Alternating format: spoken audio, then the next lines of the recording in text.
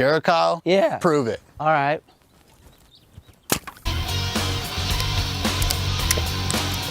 Meatflation is rocking the nation. Let's go, Meat Boys. It's the Meatlock. You see the text. And real quick, shout out to our latest subs, Sean Thomas, and of course the homie Dormito, Culver City, and basically all you 777 meatheads that have smashed subscribe and getting these locks and laughs with the boys. And we appreciate every single one of you guys for sure. But nonetheless, another Meatlock trying to build off of last week's easy light work Meatlock. Thanks a lot, Jamie Malarkey. And in this one, we got Fernando Padilla taking on the monster Kyle Nelson. And Padilla is a tough Mexican savage, minus 250. And the last time we saw him, he was essentially spoiling a Meatlock of ours, Meat Boy. I mean, we were pretty bullish on Juicy J. Shout out to Debbie. But in that fight, Padilla came out and made basically easy light work over Juicy J. Finished him within 100 seconds and smoked him with a right hook. And I think a lot of people were surprised at just how strong Padilla's striking resume has improved the last few years. Because if you remember pre-UFC,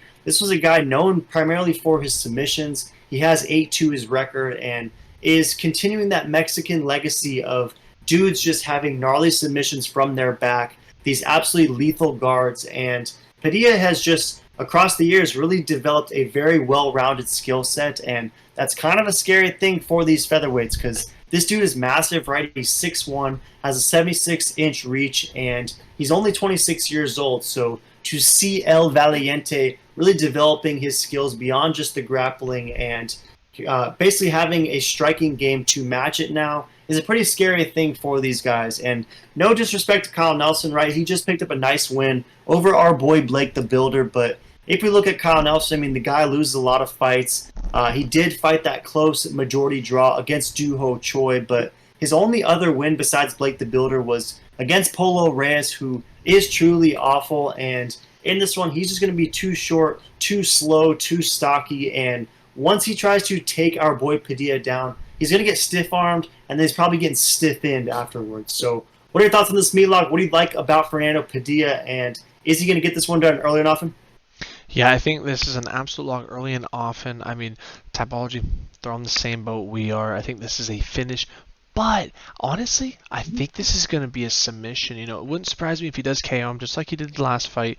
But, when you look at his record, he has more subs than KOs. So, it's very interesting to see just that little sliver of Tapology casuals picking if Kyle Nelson goes for a takedown, which most likely he will, I think he's going to get submitted really quickly. Kyle Nelson's jiu-jitsu isn't the craziest, and Padilla's low-key a sleeper savage on the ground. So no matter where it goes, it's a lock, boys, nonetheless.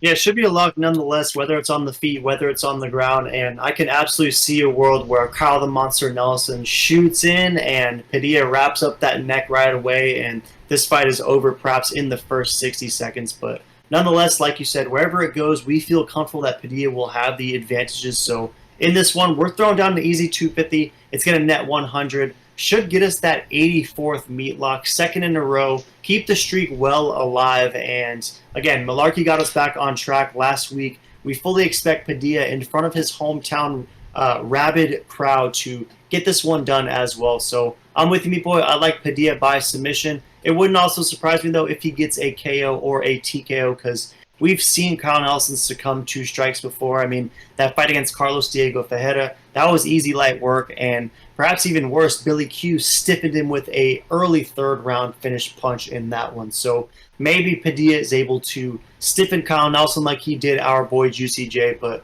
either way, wherever it goes, Padilla should be a lock. Any last thoughts? No, very fun fight. Throw in the comments who you taking and why. Are you fading the meat? Or are you riding the meat?